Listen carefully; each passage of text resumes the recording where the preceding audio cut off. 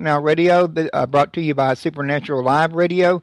This is your host, Royce Redneck Radio Man, and I'm starting the show about 2 minutes early, but I'm pretty sure some people are already in chat listening, so let's get the ball on the road. And we're going to be discussing the Horsefly Chronicles with Philip. Is that pronounced Siracusa, Philip?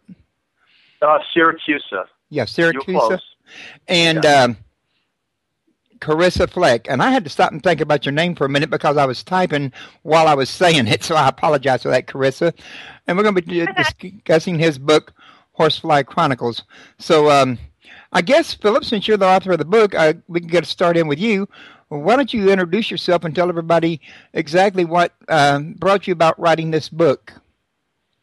Okay, my name is Phil Siracusa. I reside in Easton, Pennsylvania. I'm the author of the Horsefly Chronicles, a true life demonic haunting.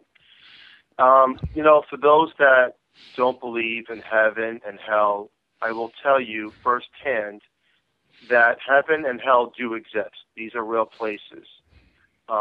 They do exist. I've been there. Where I did not die here in the physical world, that's my story starts in heaven.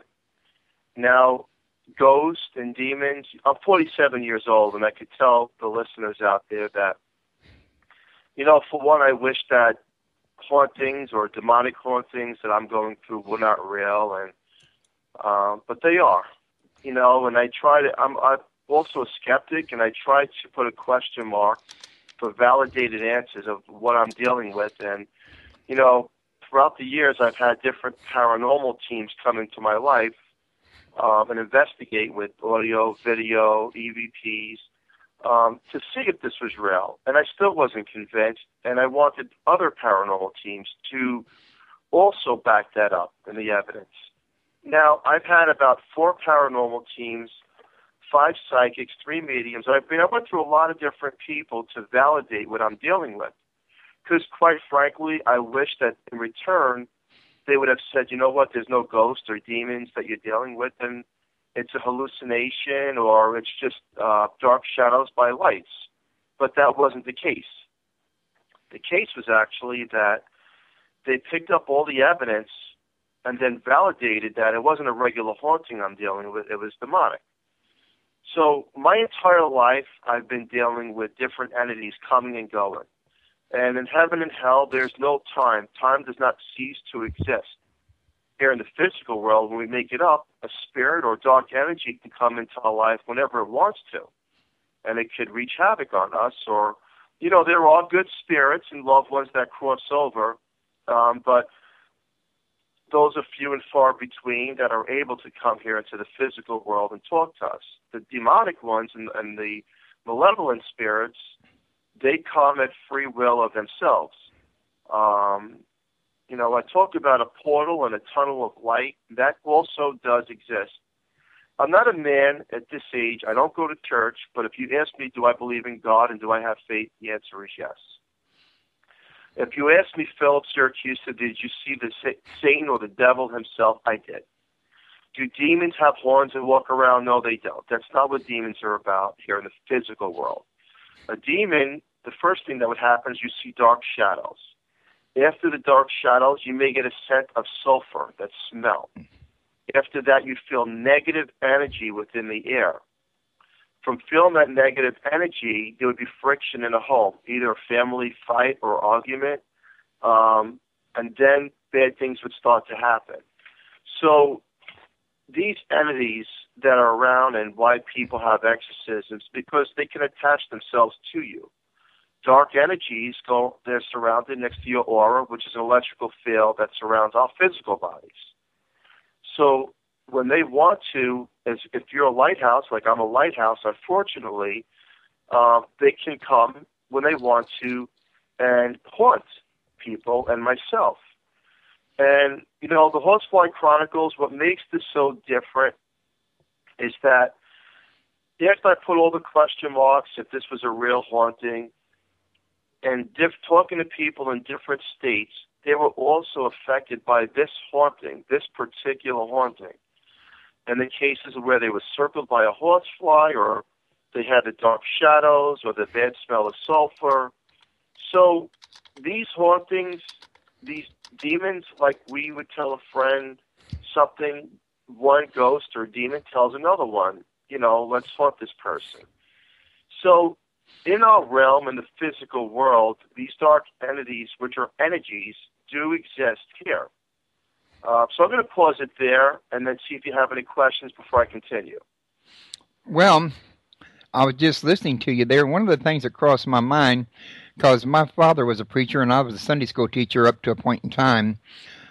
Personally, I'm no longer involved in the church. I'm not into religion. I don't think God has a lot to do with religion, even though I do believe in God. But I don't know where your stand is on religion, but doesn't communicating with spirits kind of smack what the Bible teaches about spirits? I don't go by the Bible. I'm not textbook Bible. I've been to heaven, and I'm going to talk about heaven a little bit.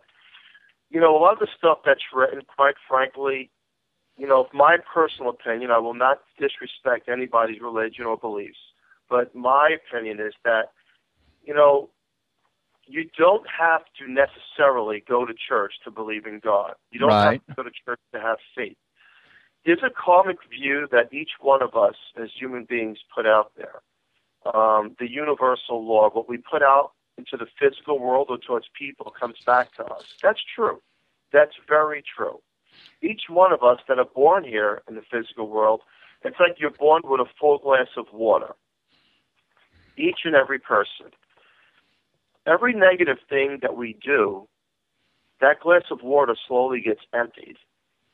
And as we go through life, if that glass is completely empty by the time you cross over, then pretty much you know where you're going. You're going to hell.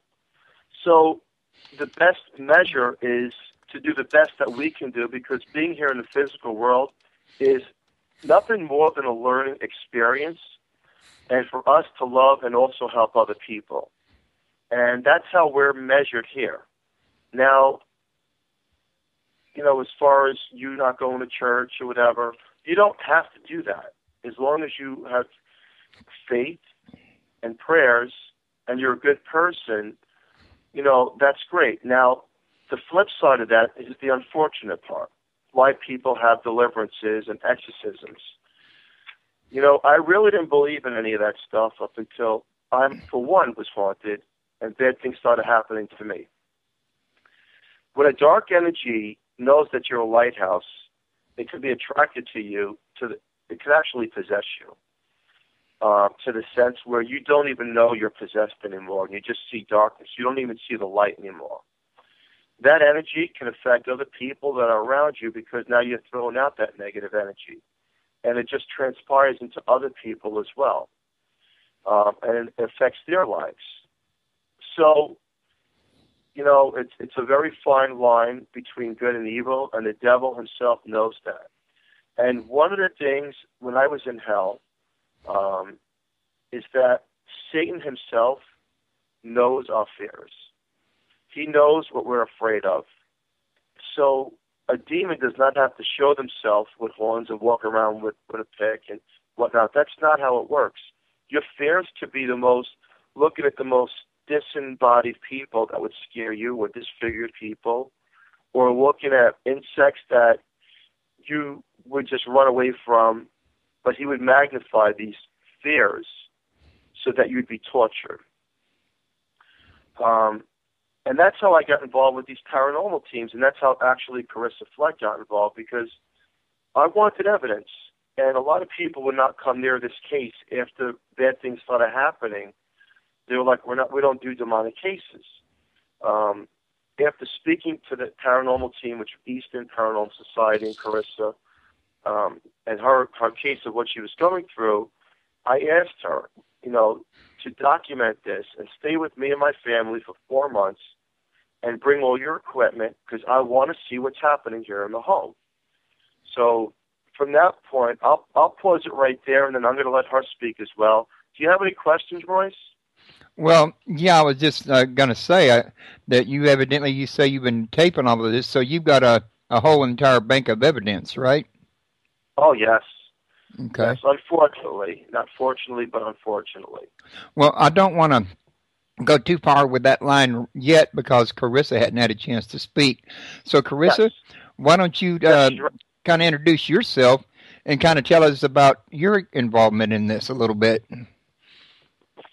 Okay. Well, I'm Carissa Fleck. I'm a psychic medium. I've been able to see and communicate with the dead since I was a little kid. I got into the paranormal field as a hope to try to help people with my abilities. I was going to medical school. I was living a pretty normal life, married. But then I got in a bad car crash, and that pretty much all changed. So I really dove first into the paranormal world because, it was something new and something exciting. I was about 3 cases in when I got a call from my team founder, William Cook, and all he told me about the case was I was a man who thought he was haunted.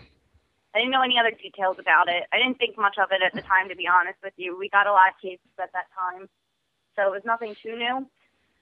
However, I started feeling like I was being watched, and I couldn't really see what was there for the first time in my life. It was sort of like a veil was over it, and that's the only way I can explain it. It was hiding from me, and I wasn't used to it, so I tried to brush it off, Weird shit, started happening around my house. The gas stove would turn on and off. My animals would run away, my cats would run away hissing, and I would find my dog on the 3rd floor of my attic crying and whining for no reason. Then things started to really progress, and that's when my story really starts with this case. I remember I was laying in bed, and I saw a green orb with my eyes. It got to the middle of my ceiling, and my cat ran out hissing, and then I got sexually attacked. I'm not going to go into too much detail about that, however that happened. The sexual attacks were progressing, and I remember getting into the bathtub and got a bite mark and 3 huge gashes. They appeared and disappeared within about 5 seconds. I couldn't sleep. Every time I did, I would have demonic nightmares. I went to my founder's house due to being so scared, and when I was over his house, there would be the faint smell of sulfur and a banging coming from upstairs.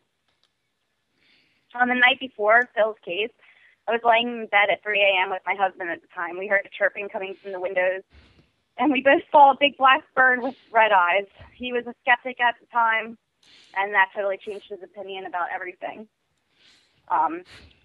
During the night of the invest, we got a lot more evidence than usual. Creepy voices, pictures. I would say about 11 Class A EVPs per hour, which is extremely rare. Towards the end of the night, I started to feel sick. I excused myself to the bathroom, and when I looked in the mirror, my eyes were all black. When I walked out, another psychic on the team grabbed me, and she rushed me out of the house. After the invest, my team leader and myself were sitting drinking wine. I was too scared to go home at that point by myself.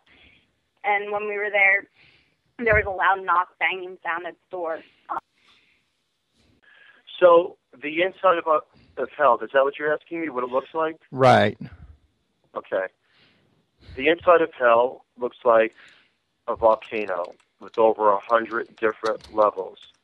Each level has a cubby where the slaves are put. When we go to hell, or whoever goes to hell, is put into these cubbies. We're slaves to Satan. We're slaves to his demons. Hell is enormous. The size, its immensity is beyond words how big it is. There's fire at the very bottom of hell, where Satan, the beast himself, is behind the fire. All you hear in hell is screams by the thousands and thousands and thousands of slaves. It's complete torture. And the way I could describe the torture in hell is like you're stepping into 3 feet of fire. Separate your legs and your arms and have them pulled apart. Times that by 100 that you'd feel here in the physical world, and then it starts over again. It's complete torture. We're slaves to the demons. We're slaves to Satan. And we're there to do his work when you're pulled in. And the reason that people like myself are pulled into hell is because of something that was done wrong in the physical world. And we, from karma, we pay back that price. And unfortunately, hell does exist. As hell exists, so does heaven.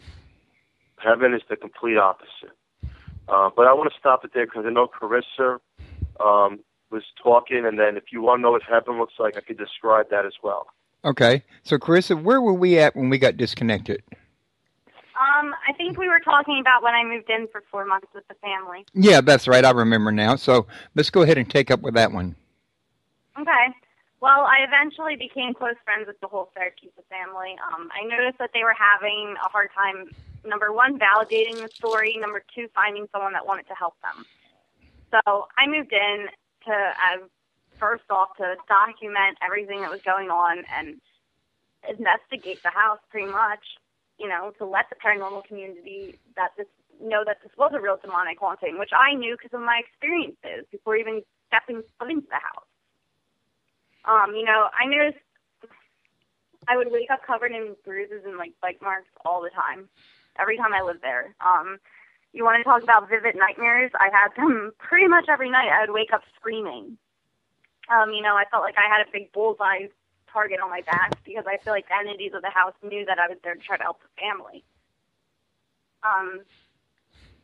I remember the one night I was sitting at the computer and my vision started going crazy.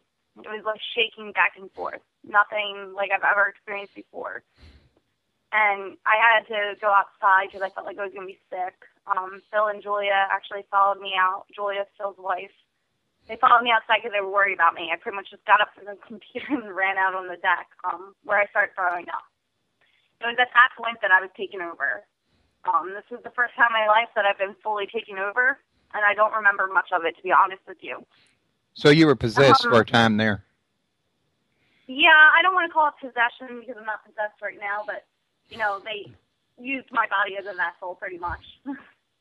I was told that during that time that I don't remember at all, that I was bashing my head against the glass table so hard that they thought my head was going to go through, and digging my nails into my thigh.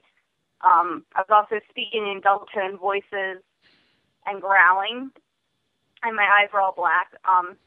Phil and Julia both told me that Phil said, if you really are a demon inside my friend, make the light flicker a gust of wind. It was at that time that the porch light, the back deck light flickered, and a huge gust of wind came. About 5 minutes after that, I finally snapped myself out of it. I can't explain it other than it's just like a fight within yourself to come back out of it. And unless you've been taken over, you don't know what I'm talking about, but it's very complicated, and it's an inner fight. Like, it's pretty much like you're fighting this entity and having a full-blown battle with them.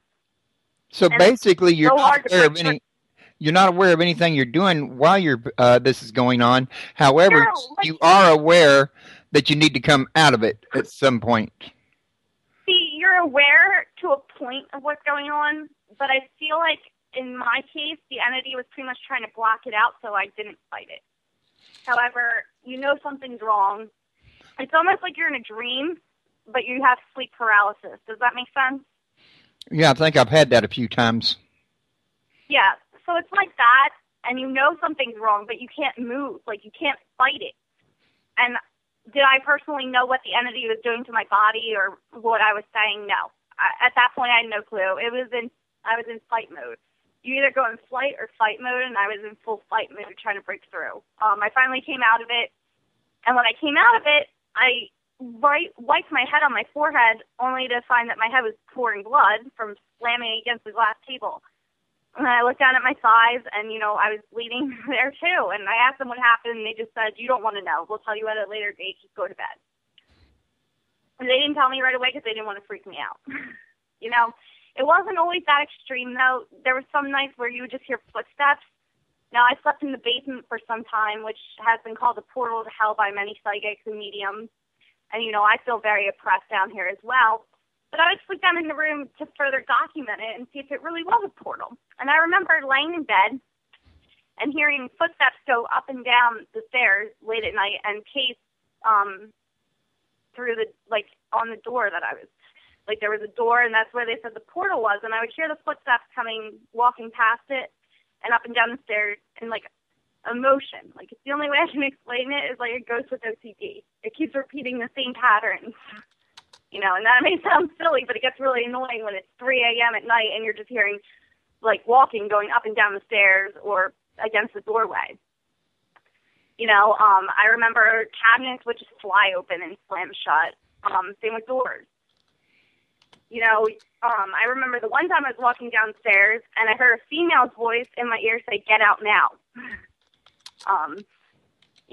And then there was the more extreme times where there was 3 days where this demonic-like dog would show up, and it wasn't just me seeing it. It was me and one of the kids and Phil. We all experienced it 3 days in a row, coming up to us outside. His face was twisted. It looked nothing like I've ever seen before, and his eyes were bright red, which I've been told that a demonic entity can glamour themselves to be anything that your fears are, but their eyes stay the same, which makes sense because when I saw that demonic bird, its eyes were bright red too, and it had the same look. Sounds like a pretty scary place to me. It is. It is one of the more extreme places that I think I've ever investigated. It's definitely the most intense case that I've ever been a part of, still to this day. And I get some crazy cases now. People will reach out to me for help on a negative or extreme haunting. But this is the only one that I would actually classify as demonic. Well, is demonic the only kind of haunting you had there? Was there other haunting going on as well? I'm sorry, what? Was demonic the only kind of haunting that was going on there, or was there other kinds as well? No, there's some other kinds. I believe there's some human spirits attached to Philip as well. I think one of the human spirits attached to him is a negative spirit that uses demonic energy to channel through, if that makes sense. And I've been told by a lot of people that is the case, and I picked up on that in the summer. But there is some humans here. It's not, and when there's evil, there's also good. You can't have one without the other. In every extreme haunting or demonic case that's ever been recorded, there's been a struggle between good and evil in that house. Yeah, I was going to say, I've interviewed several people that have lived in haunted houses. I mean, like Andrea Perron, Bill Bean, Anita Joe and Tinsley, and others as well. And I get the same story in each case, that there's good spirits as well as demonic spirits, and that the good spirits appear to be trying to protect the everybody that's there, and the evil spirits are trying to destroy them. It's the same story everywhere you go. If I go back a little bit, when I saw that green orb above my bed before I even stepped foot into the house, and then I got sexually attacked, I was actually told by a very well-known medium that was my guardian spirit attempting to protect me right before something bad was about to happen. So there's always spirits that look out for you and guard you, and especially if you're a victim of a demonic attack, they amp up their fighting levels, so to speak. Well, were there any other people besides Philip and his family and yourself that witnessed this activity? I mean, did it happen when there was visitors coming over? Yes, I mean, are you talking about my personal or Phil's family? Both, actually. Both. I mean, when I was going through what I was going through, my ex-husband saw the demonic bird, and he's a skeptic. He did not believe in the afterlife at all until he saw that. Now he's a full-time believer. He'll tell anyone that. My mother actually experienced tons of things just from having contact with me when I lived at Phil's. Family, friends of the family, the Siracusa family, had stuff happen. This one lady had an entertainment center fall on her dog after talking with Phil's wife about this case. These entities have traveled states. I've lost a lot of relationships due to people being afraid because they got attacked by the stuff that haunts Phil. I've lost friendships because they've gotten attacked, and that's actually all in the Curse of the Horsefly Chronicles. It's a whole book of about 50 testimonials from people that have been affected by the same demonic entities that haunt Phil. So his books have got all the eyewitness testimony in it. The Curse of the Horsefly Chronicles does, yes, yeah. And not all. We picked like the best of all of them. I would say the Curse of the Horsefly Chronicles. There's about 30 out of 50 that we picked. Okay. I would say. So there's more than one book. There's not just the Horsefly Chronicles. No, the Horsefly Chronicles pretty much talks about Philip's life in heaven and hell, and growing up, what it was like to grow up with a spirit attachment. And then the Curse of the Horsefly Chronicles book is pretty much a testimonial of some of the biggest names in the paranormal, and then some people that are not involved in paranormal at all, but are somehow connected with Phil and I. And, you know, it's their stories that they experienced. There's some actual quotations in that book as well. And, you know, all of it's true, unfortunately. A lot of people have, you know, been really affected by this case, and unfortunately a tragedy does relate to this case, which I will not talk about. Okay. Now, what would be, I guess, the other name, the book of the other, name of the other book? I got tongue-tied there for a minute. The Horsefly Chronicles is the first book, and then the second book is The Curse of the Horsefly Chronicles. The Curse of the Horsefly. That's what I was saying. Okay. Yeah. Because, now, you know, this whole thing is more like a curse. You know, for a while, it felt like everyone that either of us were friends with or connected to in some way or another was getting haunted. So I'm going to ask people that have never been into the house. I'm going to ask both of y'all this one, since I'm sure you both had something to do with the title between you. How did you two come up with the title Horsefly Chronicles for a haunting? Well, this is Phil. This is actually before Carissa was involved in the project. Most of the time throughout my entire life, I'd be circled by a horsefly. And I would think it's just a horsefly, that it's spring or summer. And I was working for a lawn care company back in 2001 and measuring up properties. But the horsefly would be on the windshield, and I'd be driving thinking that was odd. You know, it's just a horsefly on the windshield. But I would get out and measure properties, and then I'd be circled. And then I'd go back to the office, which is about a half-hour drive, and the horsefly's still there. And I didn't understand much about the horsefly. And then other people throughout the years that got involved with me talked about being circled by the horsefly. And when I actually looked it up, the horsefly, it's one of Satan's dominions. It's Beelzebub. It's the Lord of the Flies. And, you know, I guess it's very similar to, like, stories like the Amityville Horror when the priest was in the room and the flies were all over the window. I think it's a sign like something bad is about to happen. You know, there's been horseflies in the dead of winter.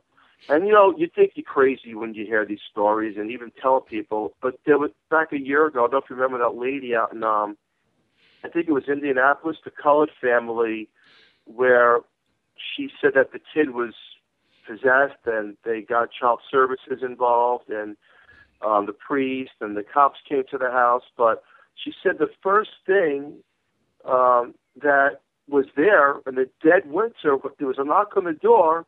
She opened the door and there was horseflies there. So horseflies are like a resemblance of Satan and his demons saying, here we are. So that's where I got the name Horsefly, and then Chronicles is because it's an ongoing story. Okay. And then the second book, The Curse, like Chris was saying, is because it's a curse. There's been over 50 people that have been affected, and we took the best stories, but a lot of the big people in paranormal gave their testimonials to show that this is true. It's not fake. This haunting is real, unfortunately, and, you know, and it's good for people to know that, you know, things like this do exist, you know. And the good news is that, look, I'll be the first person to say that what we call death is not really death. We cross over, but you never really die because we're made up of energy. So we go on.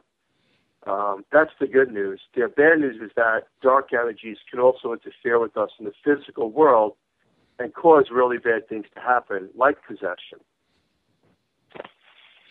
Yeah, I know science teaches us that energy can be neither created nor destroyed, but then that begs another question. Can't it be phased into a different dimension out of this reality altogether? Yes, you can. And that could be a scary prospect in itself. Yeah, the way the way I describe it is that we live in a three-dimensional world. And that is very true. And the book that I'm currently writing right now is part 2, and it describes all of that. And I want to say this. I'm not a person who reads other people's books. I'm not a person who goes on the internet and researches all this stuff. I'm talking about experience. And I question sometimes myself about this experience, but it's all real. And science, I think, is one day going to come up with a lot of the answers to this puzzle, which we call ghosts and dark energies. There might be more of an explanation behind it, but we are definitely, the way I'm going to explain it, in a three-dimensional world where our energy can go to another dimension. That is very, very true. Which heaven would probably be another dimension, and so would hell. Is that correct? Yes. Yeah, I kind of had a feeling on that one. I mean, because if you look it up, and I mean, you're not much on reading all this other stuff you just said yourself, but I am personally, and I've read up on the Merkaba. I'm sure everybody's heard of the Merkaba, and many people say that that's kind of like a vehicle that can be used to get to other dimensions. In other words, kind of like a portal. Yes, that's true. And that portal, that's very true. Like some people could do astral projection. I never tried any of that, so I don't know much about it. But, you know, it's on the same guidelines as that. And when you have a portal that's open, then you're able, like the demons and ghosts are able to, and loved ones are able to come through to us in the physical world. It's the same way. It's just reverse, where we're actually using our energy to go somewhere else. Now, the next question that remains to be begged here is, can you do this at will? Leave your body? Yeah, and go to any other dimension anytime you want to. I mean, you hear tell people say that you can, but have you personally had any experience at it, in other words? You know, again, I never studied astral projection, but I did have encounters when I was 7 years old. I was sleeping in my bed, and this being came through the window and took my spiritual body, not my physical body. This being was able to talk to me through mental telepathy. Now, you know, as the years went on, I wasn't sure if that was a nightmare, if that was real. But then years later, I had another encounter with another being that was able to do the same thing to me. So that itself is a form of astral projection where the best way I think a lot of people are capable of doing it, it's just the deepest meditation that we have as human beings is in sleep. And when you sleep, if the spirit of our body or the spirit of a loved one wants to take us somewhere and show us something else, they can do that. And that's happened to me many of times, where I had an uncle cross over, and they brought me, and they brought the sign like of how they would act here in the physical world. They would show me things, and then they would say goodbye. So they're able to connect through our energy here in the physical world, spiritually. That's all true. Okay. Now, I hate to ask you this one here for a third time, but twice we were having trouble on our end with the Skype and the server on the signal, and then the listener that asked the question originally turns out was having a little trouble on her end and had to restart her PC. So she wants to know if she can ask one last time, now that the server is working correctly, what hell looks like. And I hope you don't mind her doing that, but, you know, with technical issues that sometimes can't be helped. Yeah, you know, I just want to say something about technical issues before I describe hell again. My first radio show was back last April, and I was on the radio show, and these dark entities started to come into the room and whatnot, and the radio show was having like static, and then it disconnected, and then I found out through the host, the producer of the show, about weeks later, that in the recording of the podcast there were voices, demonic voices that were there. So, you know, I think that the energies, because right now me and Carissa are actually in the room that's called the portal in the basement. That's where we do these podcasts, because I have children and it's the quietest place of the home to do this. But it's not the most pleasant place because, you know, there are interferences with these dark energies. Whether it has anything to do with today's show, I don't know. But I was on Christina George back, I think it was Monday, and the same thing happened. We got disconnected 3 times, and we had a lot of people on the line. So it's something like the entities that come through their energy is able to affect communications with electronic devices. Having said that, the inside of hell looks like the inside of a volcano with over 100 different levels. Its immensity is enormous. Each level has cubbies where thousands and thousands of slaves are put. Satan himself is at the bottom of hell with fire. Hell is tremendous, and there's nothing but screams. We're called slaves in hell, and there's nothing but screams and torture to us as slaves that are being put there. We're there to do Satan's work, the demon's work. Hell, there's nothing there but total remorse and dark feeling and the smell of sulfur, and the screams are horrendous, screams of thousands and thousands of people screaming at the same time. Now that I'm talking about hell, I want to talk about how I was brought out of hell. There's no time in the spiritual world, heaven or hell, and these places do exist. A crack of light one day came from miles and miles away from the top of this look-alike volcano. It was a pinhole of light that came slowly closer and closer. And that's when I started to have restored faith in God. I was hoping and praying that this light would come and take me away, not even sure of what it was. Now, this light slowly consumed me. And when it consumed me, it started to pull me up out of this look-alike volcano. When it was pulling me in, this portal of light, this tunnel of energy that does exist, not far behind me were these dark entities, demons. I could not see them, but I could feel them. It's like being sucked into a vacuum cleaner. That's how fast you get pulled into this light.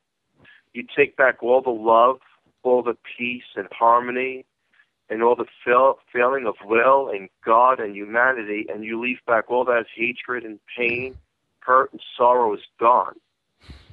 This tunnel of energy, which is a vortex, goes on and on and on. And this is the reverse of when people cross over, because this light took me to birth. And on September 16, 1967, I was born here in the physical world when I opened my eyes. So it's the reverse effect of when you hear people that die and cross over, they go through the light. I came through the light here. Unfortunately, some of these dark entities were also pulled here with me. And they were dark shadows through adolescence, and they grow with you. I'm 1 year old. It's like they're 1 year old, and the older I get, they become. But it's an attachment that they want one thing and one thing only. They want to be one with your soul, and they want to cause problems within your life and other people's life. And, you know, if there was any takeaway today, if I was to die today, and the last words I would have to anybody here in the physical world is that heaven and hell do exist. These places are real. I cannot stress it enough. They exist. And heaven is incredibly beautiful. It's the conscious mind of this overwhelming feeling of ecstasy. It's not fake. It's real. It does exist. And I'm going to stop it right there to see if you have any questions for me or Carissa. Well, in the chat room, we got a question. They want to know if you think the most evil are at the bottom of hell with Satan. Both the slaves are put into different cubbies, and there's over 100 levels in hell, if you could picture that in your mind. And you're pulled out of these cubbies to do work in hell. You're given, you have to, it sounds ridiculous, but you're there to dig deeper and deeper for Satan and his slaves. And torturous pain, you're digging dirt in hell. And you're making holes. And, you know, as crazy as it sounds, when I was 9 years old and I was in the backyard And there's this friend that I didn't know, and he was talking to me. And he says, my name is John. And I says, oh, I never met you before. And I was digging a hole. He goes, dig deeper, dig deeper. And I asked him why. He says, because you have to get back to hell. And then my mom was looking out the bedroom window, and she had called me to the back door, and she goes, who are you talking to? I says, John, he's right here looking at me. And she goes, there's nobody there. So Satan knows in hell and in the physical world how to play up your fears or how to make these other entities come into your life to do his work. Okay, that begs another question for me. At any rate, if you've seen hell, then you should probably know this here. Do you have the same amenities in heaven that you have here, like foods and drinks and, stuff like that? No. Not at all. Not at all. Hell is nothing but complete torture. There's no food or drink. No. I'm talking about heaven. Heaven? Yeah. Okay. Here's the best. So you want to know what heaven's like? Right. Okay. Heaven, as we're here in the physical world, Royce, tell me the best day you've had. How old are you? 55. Okay. Tell me the best day of your life in the 55 years that you're here in the physical world. Well, given the fact that my wife's listening in, the safest answer would probably be the day I got married. Okay. So let's say the day that you got married, you had this overwhelming feeling of goodness and happiness, that you're excited. Am I correct? Right. Okay. Take that feeling of happiness and times it by 1,000. The feeling and what is in heaven and the love is like no other feeling, and that's why I wanted the best day of your life to try to describe it. You get consumed into positive energy, a positive flow. Are there food and drinks? There's no White Castle, McDonald's. That's not what heaven's about. The best description of heaven is we go back before the electronics. We go back to the 1800s is the best way to describe it, where people actually work, but you don't work for money. There's no money in heaven. You work for your soul. You have to keep your soul in good standing with God and the higher spirits that are there. You see, in heaven, if you says to me, well, do you see God and do you see the archangels? It's everywhere. When we look up in the sky here in the physical world, we look up to see a nice, bright, beautiful day, hopefully, and the sun is out. And in heaven, we look at this beautiful, beautiful immensity sky. But everything is more vibrant. The colors are more colorful, and the feeling of love and peace is like no other feeling that's here. And that's when I was explaining that this tunnel of energy that you get pulled through when I was taken out of hell, that feeling of love is like no other feeling that you have. Right. You know, in the most materialistic world that we live in, and we're forced through society to live certain ways, unfortunately here, in today's day and age, where we need electronic devices and whatnot, none of these things exist in heaven, because that's not why we're there. And that's where our real home is. We're there to love one another, help one another, but there's no torture, there's no pain.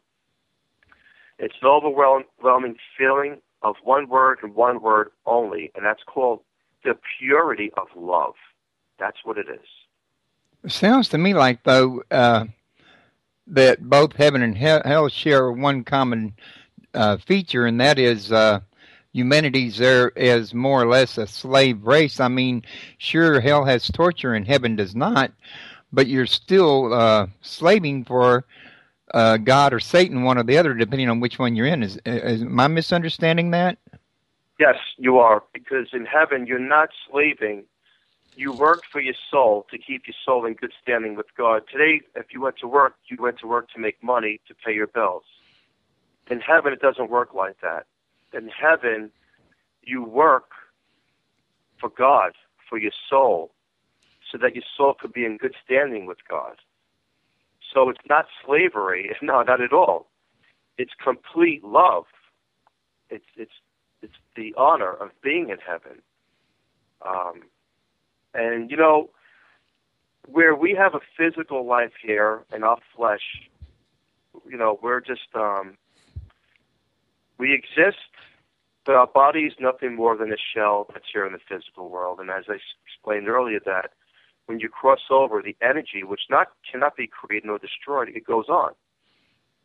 Now that energy is pulled into where we're going when we cross over, however we were here in the physical world. And we take, so let's say, Royce, that unfortunately, let's say, God forbid, you were disfigured here in the physical world where you didn't like the way you looked. You were not happy. And you said, well, Phil, when I go to heaven, am I going to look the same disfigured person? The answer is no. You take the shape and form of your soul. The purity of your soul is what you look like in heaven. So if you were a great person here in the physical world, then you know what you're going to look like in heaven. If you're a very, very bad person, most of the chances are you're not going to heaven. You're going to be going to hell if you're a bad person here in the physical world. And these demons that came with me through this tunnel of energy, these demons, like I said, they don't have horns and they don't walk around with picks. Excuse me. These dark energies this is all energy related, if you can imagine that. These dark entities that come into the physical world. Where was the worst place you ever been, Royce? Give me an example. You gave me your best day, which was your wedding, but give me your worst feeling. I would say it's probably up at St. Joseph's Hospital. I'm sorry? I would say probably up at St. Joseph's Hospital in the Heights. Okay, and sorry to hear that. What happened? No, I went in with pseudomonas pneumonia, and I have some really bad lungs, and I don't, do well without oxygen for a prolonged period of time. And the staff there was putting a big delay on getting me oxygen and giving me a high enough number on it, enough liters. I ended up incubated that day. Oh, boy. So let's say that was the worst day, and that sounds like a really bad day, and I'm sorry to hear that you went through that. But you take that bad feeling because you're down and you're sick. You take that feeling and you intensify that 100-fold, and that's the feeling that you have in hell. It's just everything is taken away from you. Your life is taken away. You don't feel anything. You're just a walking shell in sickness. That's the best way I can describe that. And I will say this, Royce, for you and the listener, I'm going to say this, that, we all have dark hours in the physical world where nothing's perfect. You know that and I know that. But in your darkest hour, and I'm not a religious man, but in your darkest hour of life, when you're blind and you don't see the light, have faith. Have faith in God, because I could promise you that in our darkest hours, we're pulled out of it. And if we're not pulled out of it in the physical world, there's a reason for that. And chances are you're going to heaven. And as sad and hurt and as sadful as that is that the worst thing that could happen here in the physical world is that we lose a loved one. It destroys us mentally, physically. Throughout my life, with all these encounters of ghosts, I was able to contact an ex-girlfriend that had died of cancer. And, I questioned it. Is this real? Is this true? Is it really happening? I want more proof. And as simple as it was, I was with a couple of friends, and I did a Ouija board, and, she came through like I'm talking to you today, but it wasn't through words. It was through the plankette of the board, and I questioned it and said, how is this possible? Is it the subconscious mind that's actually talking, or is it this actual girl that's coming through? And I didn't know where she was buried, and she told me she was buried at the Resurrection on Howland Boulevard, Staten Island, and that there was a cross because the family didn't have money for a stone, and to come visit her the following day. And her name was Annette, and I said, how is this possible? She goes, I'm going to tell you how it's possible. Come to the grave tomorrow. So I made plans with my friend to go to the next day to the grave.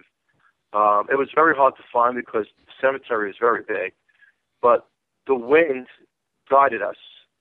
As simple as it was, we asked the directory, but they didn't know where that cross was. It was a burial that happened to take place 6 months prior.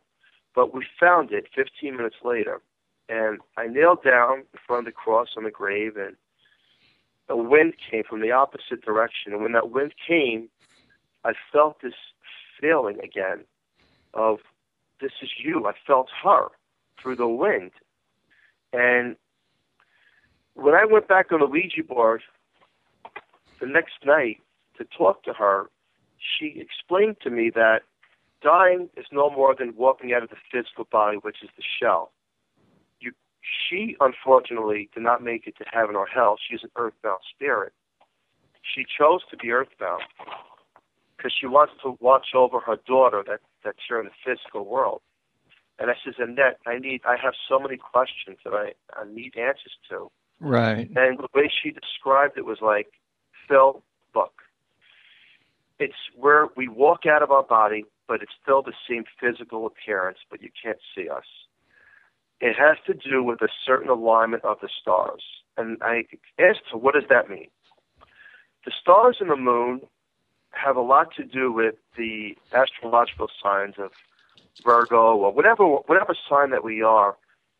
It's a reflection of energy that spirits are able to get stronger here in the physical world that crossed over to communicate with us. And she says, you don't need a Ouija board to talk to me.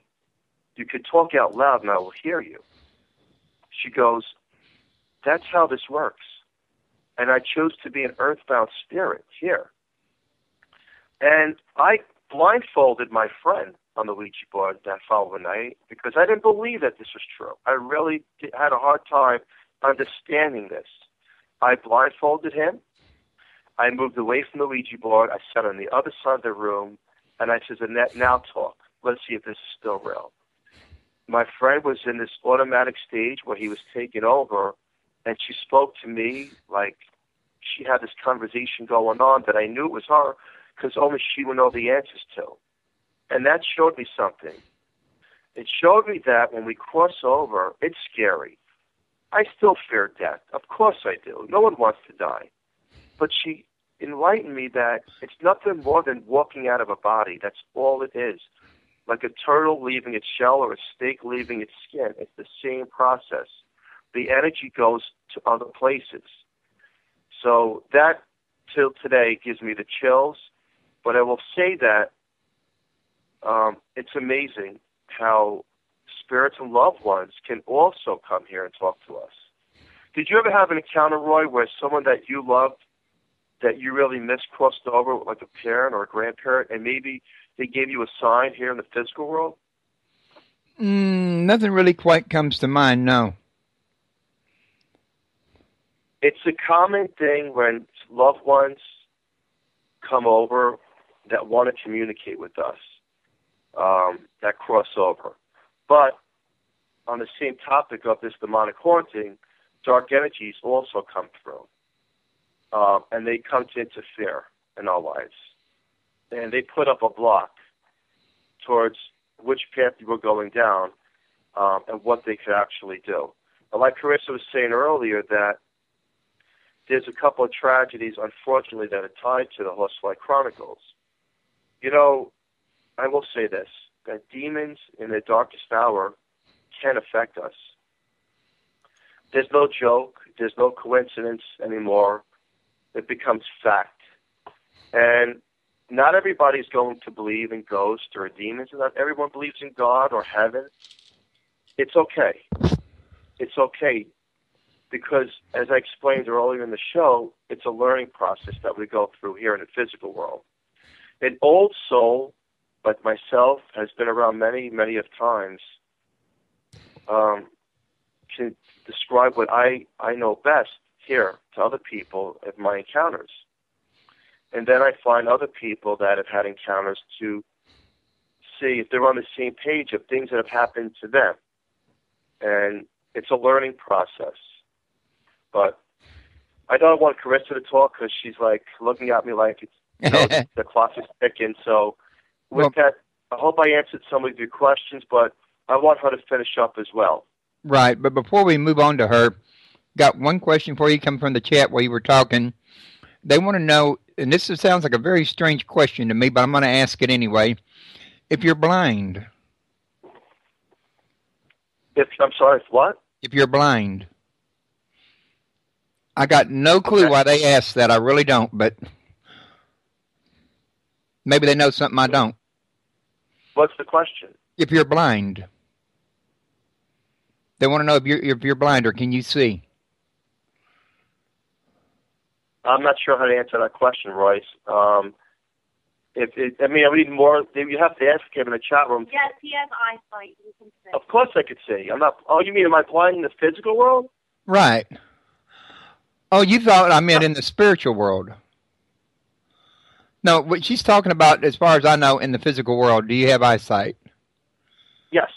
Okay, I don't know why she would ask that, but she got her question answered at any rate, whatever it was, the reason she had for it. And somebody was sharing in the chat room that their mom comes to her in her dreams. But I'm pretty sure for you that's not an uncommon procedure, is it? Not at all. Not at all. Spirits do come through in dreams if we don't have a block up and we have an open mind. That's the same open mind that you need here in the physical world. When someone tries to share knowledge with you, if you have your mind closed and says, I don't believe, I don't understand, I don't want to understand that, the information does not get through. Right. If you go to sleep at night in a dream with an open mind and say before you go to sleep, there's a loved one that wants to contact me, and then go to bed, chances are that if you are open, they will come through to you because that's when you're in your biggest state of meditation. Okay. Now, the very last thing was, and I don't think this was a question, I think it was just a comment. They were sharing that when their mom died, they saw her physically be helped out of the car by an angel and go to heaven. Do you happen to know if that's a pretty common thing, though? Yes, it is, and that's very true. Yes, it is. Okay. Before we're ready to cross over, you're getting taken by one or the other when you go through that tunnel of energy. You're getting taken either with an angel or you're taken through with a demon. That is very, very true. Now, finally, and Carissa, I apologize for this. We're back to you. Don't worry about it. We're back to you. And I'm not exactly sure, but is there anything that you'd like to share before we run out of time that I may not have time to ask you directly? Just that I speak about this case mostly because I feel there's a lot of people in the paranormal world that are blind to the darker things. I've come across famous demonologists that wouldn't touch this case with a 10-foot pole. It's really about it. Like, it's good to speak about cases like this, as rare as they are, because if you're in the paranormal in any shape or form, you might find yourself in a similar situation as I was in. You never know, and it's always best to be protected. Go and protected. Like, don't end up, I made a lot of mistakes in the beginning of this case because I didn't know what I was dealing with and I was in over my head. But I've learned so much from it, and I'm blessed for that. But be protected, be respectful, don't provoke. The demonic entities wait around for your worst days throughout your whole life, and then once you're at your worst, like, they might not get you right away, but once you're at your worst point in your life, they come in full force, and I fully believe that one, and I've heard it from numerous people that are actual, real demonologists that study demonic cases. Other than that, there's not much. I think it's good to read the book and be prepared. Prayer works well. That's pretty much what got me through the 4 months, and I get asked that a lot, how I was able to live in this house for 4 whole months, and the truth is it was very hard. It was very dangerous, but through prayer and the blessing of God, I think I was able to pull through. Right. Okay. I've heard a lot from a lot of other people that's been in here, on here from ghost hunters, that some of them have actually been had spirits attached to them and go home with them. Have you two either one of you two experienced this before? I experience it all the time. I'm a lighthouse. I mean, like Phil was saying, I am a lighthouse. Spirits get attached to me, and like I personally put myself into haunted locations, and as a medium, of course, they're going to get attached to me and follow me. Some of them I don't mind. I call them hitchhikers. Some I don't mind, but when it comes to the demonic entities, yeah, it gets freaky. Like, as much as I protect myself and bless myself, even sometimes still after leaving Phil's house, I get followed home. So, yeah, it's happened to me. It happens all the time on different cases as well, and I always get visited before a case, usually. Well, have either one of you two managed to get rid of the demonic activity in the house, or is this going to be an ongoing thing? It's an ongoing thing, We had several people that have well-known names in the paranormal that came to the house or talked on the phone, and they think they can get rid of it by the magic hand of God that they have, and I don't think that's true. I think with real demonic hauntings, it's very hard to get rid of. You can sever the connection, or, if you're one of the few lucky ones, you can break it, but unfortunately, most of the cases that you see on TV of like a demonic haunting and, you hear about on movies, you're told before you sign a contract that you have to say the haunting has stopped. And, it's not true. That's like a fairy tale ending. I hope that for the family's sake, we can at least close the portal, which we're working on right now, and at least stop some of the activity and stop them from traveling by binding the spirits. However, that fairy tale ending hardly exists in demonic cases. Yeah, I kind of tend to hear the same thing on more than one occasion. I mean, look at the Bell Witch story. I heard just today from somebody when they heard I was going to be interviewing you guys that they thought that y'all were the Bell Witch case. They said that it's still going on to this day. Yeah, I mean, you can, I don't believe that anyone has the hand of God and can get rid of these demonic entities fully without anything leaving behind. And I don't believe in selling out and saying that this case is over when it's not. And it might never be. Like, I'm hoping for the family that we can sever the connection just a little bit so Phil and his family can have a normal, healthy life. Okay. Now, I know that there are investigators that do go out there, like, say, Paranormal State. But I know they, at least on TV, claim to have gotten rid of the spirits, but I'm not so sure once the show's over, the haunting ain't still going on afterwards. Well, like I said before, it's TV, it's Hollywood. Right. I've had people that's been interested in this case to take it on TV, but however, at the end, we had to say the haunting stopped before they even did anything. So, for the most part, honestly, I think it's a bunch of bull. I know when I talked to... That's my personal opinion. When I talked to Bill Bean, he said that his activity was still going on in that house when they moved out of it. Andrea Perrin gave me the same story. So did Anita Joe and Tinsley. So I'm pretty sure it's more common that once they're there, trying to get rid of them is like next to impossible. I don't know if exorcism really works or helps, or it depends on who does it or what. Yeah. Go ahead. I think it can help in certain cases. I think, less extreme hauntings can go away. I don't think that every haunting stays. However, I do believe that no matter what you do, you're always going to be affected by the residential energy, and that's in a normal haunting. Now, in the demonic haunting, an actual demonic haunting, if you talk to the experts, like even the ones on TV that had to say their cases were over, they're not over. They never end. However, you can break that connection that you have to that other side. Right. Okay. Well, listen, we've come up on about an hour. I added a little extra time to make up for the server issue that we had. But I know that there may be some other people coming up wanting to use the same server in a few minutes. So I'm going to go ahead and do a wrap. But before we do, is there anything else that either one of you two would like to add to what we already have before we cut this down? Sure, this is Phil Siracusa. First and foremost, I want to say thank you, Royce, for having us on. You have a great show. The book, The Horsefly Chronicles and The Curse of the Horsefly Chronicles, you can find on Amazon. And for the lighter side of this story, even though it's dark, for anyone who doesn't have faith or believe in heaven or God, this is what I want you to do. get a flower from the outside, look at the flower, and say, now, God, show me what the flower really looks like, with an open mind. And that best example is when I explained heaven, that everything is more vibrant. If you have an open mind, you'll see it a different way.